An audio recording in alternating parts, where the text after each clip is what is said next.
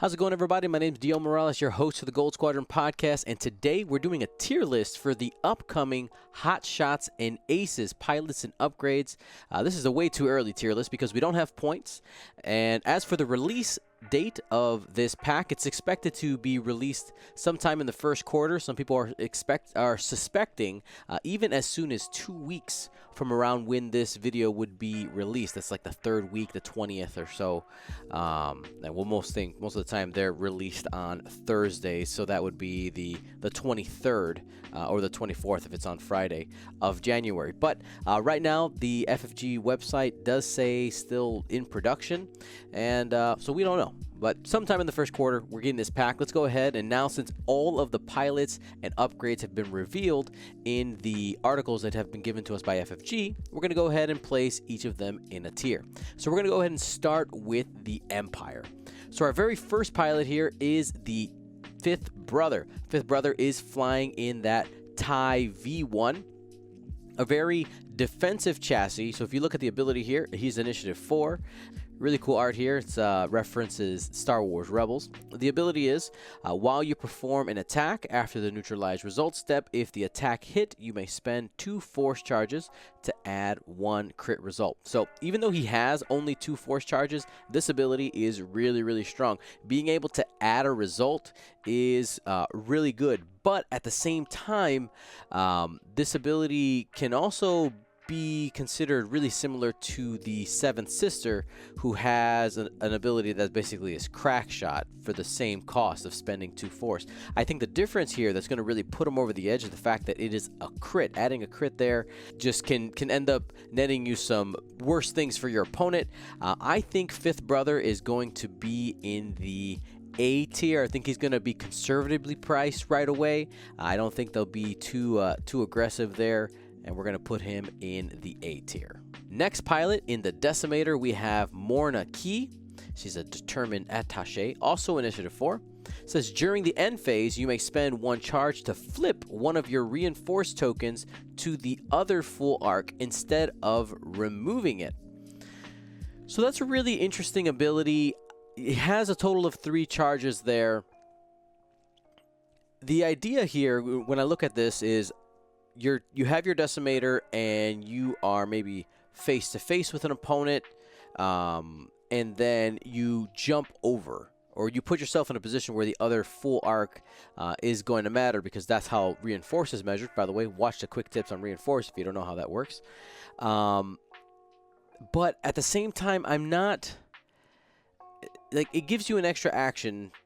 Essentially, you can prep it. Right, so if you're going to end up being face-to-face, you reinforce the back.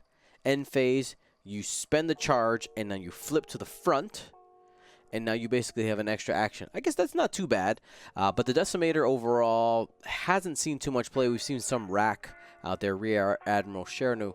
You know, I'm going to go ahead and put her in the B tier. That's B for borderline competitive. Maybe she's good. Reinforce on a Decimator can be pretty good, but we'll have to, of course, wait and see. Next pilot is in the TIE Striker. It's Vagabond at Initiative 2, and it says, after you fully execute a maneuver using the adaptive ailerons, if you are not stressed, you may drop 1 device. This can be really, really good. So the adaptive ailerons gives you that 1 bank or 1 forward before you execute your maneuver.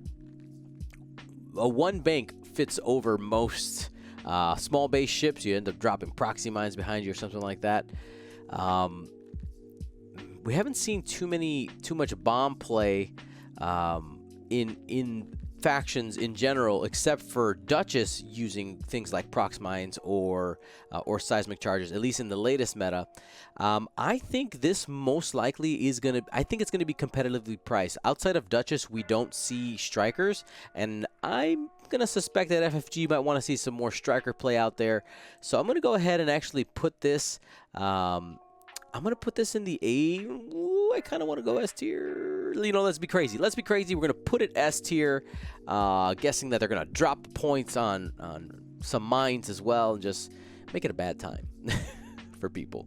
Oh, Vagabond. Though, you know, he's not too hard to kill. He's got 4 hull behind 2 agility. shouldn't be too bad. So we're going to go ahead and hit these first order pilots. We have the Initiative 4, Captain Phasma in all her chrome glory. Says, while you defend, after the neutralize result step, another friendly ship at range 0 to 1 must suffer 1 hit or crit damage to cancel 1 matching result. So it's a forced ability onto your friendly ships. You're forcing people to take damage for you, which means that Captain Phasma wants to be in some type of swarm, and really First Order doesn't swarm well. Like, it's not a swarmy faction. The closest we see out there is like 5 SFs, and really you don't want to be in a swarm because you want to end up, a lot of times you end up separating your ships and covering different angles with them. Maybe that's what they were thinking when designing the card. I don't think this is going to see much play, and I don't think it's going to be competitive. I'm sorry, Captain Phasma, even though you're an amazing character in the books, but we're going to have to give you the movie treatment and put you on the bottom. Next, at Initiative 5, in the TIE SF as well. Don't be fooled by the art, even though he doesn't have the red markings on the TIE Fighter. This is a TIE SF. We have Lieutenant Lahouse, something like that. Says, at Initiative 5, again, while you perform an attack, you may spend another friendly ship's lock on the defender to re-roll any number of your results. So being able to use other people's locks, I mean, it's okay. I'm thinking, I mean, what would this be useful for? There's not any type of really oppressive / really good ordinance that forces you to spend target locks, so you would have them most of the time, and it doesn't allow you to use a friendly ship's lock to count as your own for the sake of using secondary weapons like missiles. Honestly, I think that, I mean, it's okay. There's some utility in his ability, but I don't see anything amazing here for the First Order. And we're gonna go ahead. I think it's better than Phasma because it is not range restricted. I think that's probably the coolest thing. I'm gonna go ahead and actually I would say it's on the level with that Decimator we did before. We're gonna go ahead and give it B tier. Next, we have Rush, the Initiative 2 TIE Silencer. Says, while you are damaged, treat your initiative as 6. So basically, once you're half points, you are at an initiative 6. And the strength of the TIE Silencer is its maneuverability. It's like a super TIE interceptor. So honestly, I think this is going to see more play than any of the other First Order ones. I don't think it's going to be the best, but I don't think it's going to break anything, end up being S tier. I think it's A tier because of that, because you do have to give up half points for it. But having maneuverability in X-Wing is really, really powerful, and if you automatically become an ace, things can really flip for you. You can really turn a game. I think it's a really good late game ship. Now we're at the Rebellion. So here in the VCX, we have Alexander Calais. So this is sexy hair Calais. Nick, go ahead, put a picture. Oh, yeah. Initiative 4. And he says, while you defend, if the attacker modified any attack dice, you may roll 1 additional defense die. So most attacks are modified when you're shooting people, unless you're just rolling natties. But it's giving the ghosts an opportunity to possibly defend. Off the top of my head, I don't see any like crazy combos that you can do with it. Just having a defense die is really good, especially linked with reinforce. You put a couple of force users on Calais, all of a sudden you have some modifiers there, maybe for that die, or just to have something on your attacks. I actually think Alexander Calais might be, if he's priced well, of course, he might actually have some utility. I'm going to go ahead and put him in the A tier. I'm having some optimism, maybe, for Calais, just because of the hair. Honestly, it's the hair. Next, in the B-Wing, we have another B-Wing ace, Initiative 5, Gina Moonsong. And it says, at the start of the engagement phase, you must transfer one of your stress tokens to another friendly ship at range 0 to 2. So it's only friendly ships. You can't do any shenanigans like passing it to an enemy ship. Kind of feel like Gina was made to be put next to Braylon Strom.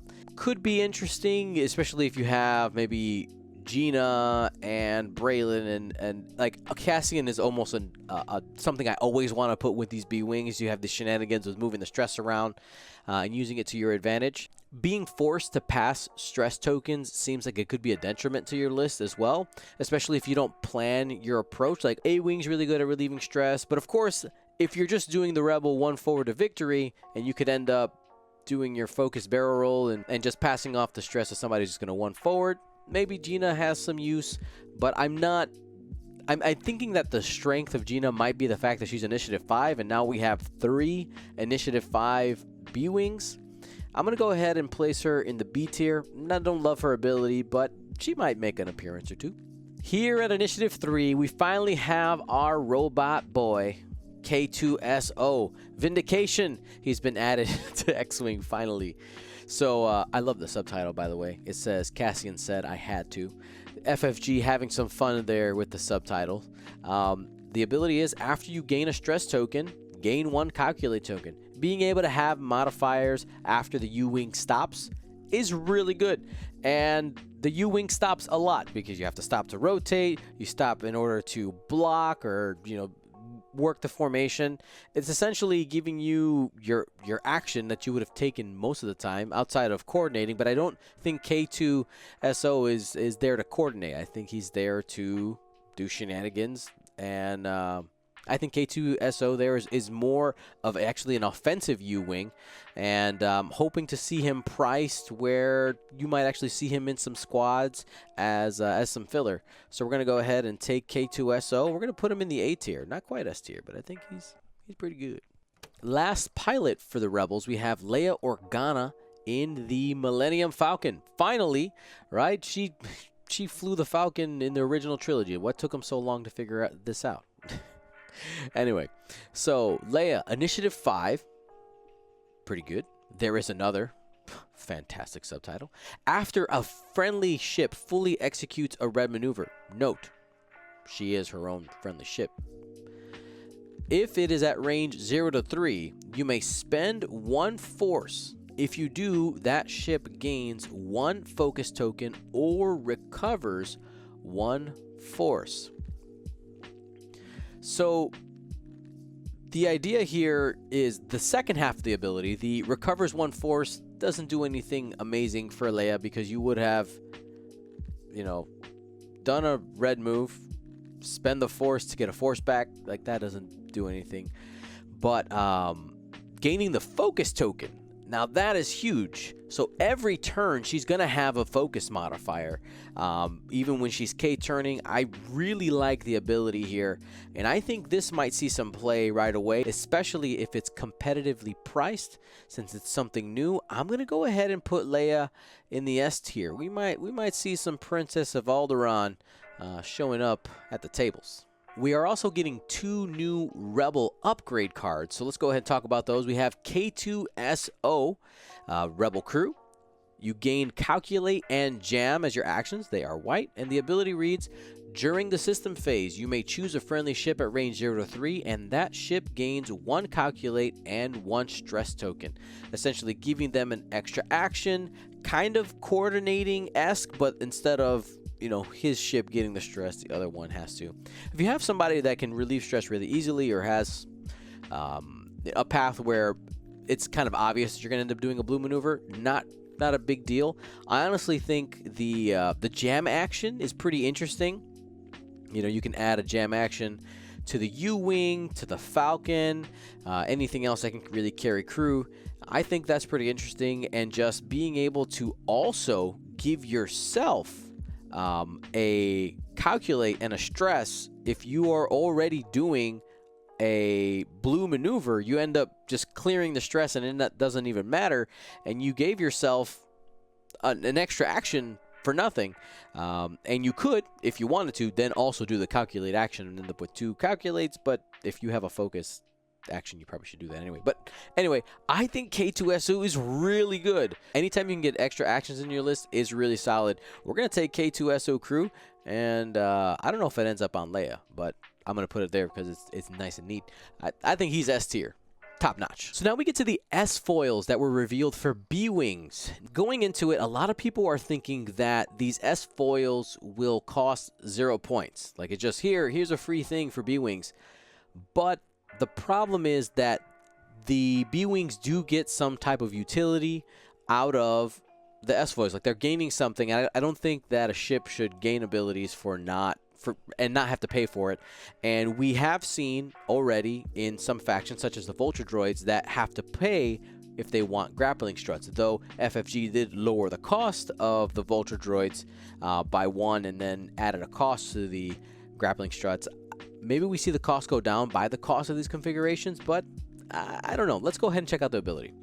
Stabilize as foils closed. Read, before you activate, if you are not critically damaged, you may flip this card. On actions wise, it gives you the barrel roll to red evade option. It also gives you a red reload. So if you have, for instance, a torpedo or missile carrying B-Wing, you have the opportunity to reload some of those munitions. Then on the open side, you get a whole wall of text here. Action-wise, now you have barrel roll into target lock. So the text reads, after you perform an attack, you may spend your lock on the defender to perform a bonus cannon attack against that ship using a cannon upgrade you have not attacked with this turn. Before you activate, if you are not critically damaged, you may flip this card. So here's my thought, and a lot of people went here first. I wasn't the first person to think about this, but jamming beam right now is a cannon that costs 0 points. Okay? So you have the opportunity to fire with jamming beam, which costs you nothing, and then spend a target lock, and with that jamming beam, possibly strip tokens because you force them to spend tokens to not get jammed, but then if it hits, they're jammed and they lose tokens anyway. So pretty good. I think we actually found a way for you. Jamming beam might actually go up in price. Let me tell you that. It might end up going up to 1 point just because of this. And then you fire with another cannon. Maybe you brought heavy laser cannon, and that's what you use the action here. Maybe you brought heavy laser cannon and you use the barrel roll to target lock in order to get somebody lined up in that bullseye. Or maybe you brought auto blaster, or maybe some cannon we get in the future. But being able to shoot twice is really good, stripping tokens and then possibly doing damage after the fact that you've stripped tokens. So we're going to go ahead, and these S foils, I think they're going to see a lot of play right away. I think their tier placement is completely dependent on how they decide to implement these. But I'm going to go for the fence, and I think it's going to be S tier, B-Wings everywhere with S foils in attack position, double tapping their way to victory. Next, for the resistance, we have Paige Tico, the hero. Initiative 5 in the Star Fortress reads, after you drop a device, you may spend 1 charge, she has 1 recurring charge by the way, to drop an additional device. This is pretty interesting. So she can drop 2 devices a turn. That means that if she's carrying something like seismic charges and is by 2 different obstacles, you drop 2 seismic charges and you can blow them both up. And you have the option, of course, with proton bombs. We have proximity mines. You could drop 2 on somebody here. The problem with the Star Fortress is the fact that they're overcosted for what they do. So assuming that in the January points update, the Star Fortresses go down in points, this could be competitive, especially with that reload action and the fact that the charge is recurring. She's going to be a bomb dropping beast. I mean, you can do all kinds of really cool things. And I'm hesitant to put it anywhere above B tier, but I'm gonna swing for the fences, and I'm gonna go ahead and put Paige in the A tier. Somebody's gonna come up with a crazy combo that actually works consistently with Star Fortress and show us some pain. Next here for the Resistance, we have Ronith Blériot. We see him all of 1.5 seconds in The Last Jedi, sliding across his A-Wing in the hangar before he is blown up by Kylo. And he's Initiative 2. It says the Reckless Rookie. And it says, while you defend or perform an attack, if the enemy ship is in another friendly ship's turret arc, you may spend 1 focus token from that friendly ship to change one of your focus results to an evade or a hit result. So because he's Initiative 2, he's low initiative, you have the opportunity to use this ability after your higher initiative ships have already shot. I think this could have some utility, but the problem is that it is corner case. Like, I feel that it's so specific. You have to have another friendly ship set up. They have to have a turret arc on them, so basically saying another A-Wing. Could also be a Star Fortress, but most likely another A-Wing. They have to still have their focus token. A problem with abilities like this is when the ability ends up having so many steps, especially when they're connected to what other ships have to do, it just becomes more and more difficult to actually get these abilities to happen. Now, one really cool thing about the ability is the fact that it doesn't have a range restriction outside of your opponent, outside of your friendly ship having them within range 3, but you could be on completely opposite sides of the board and have range 3 this way and the enemy's in the middle.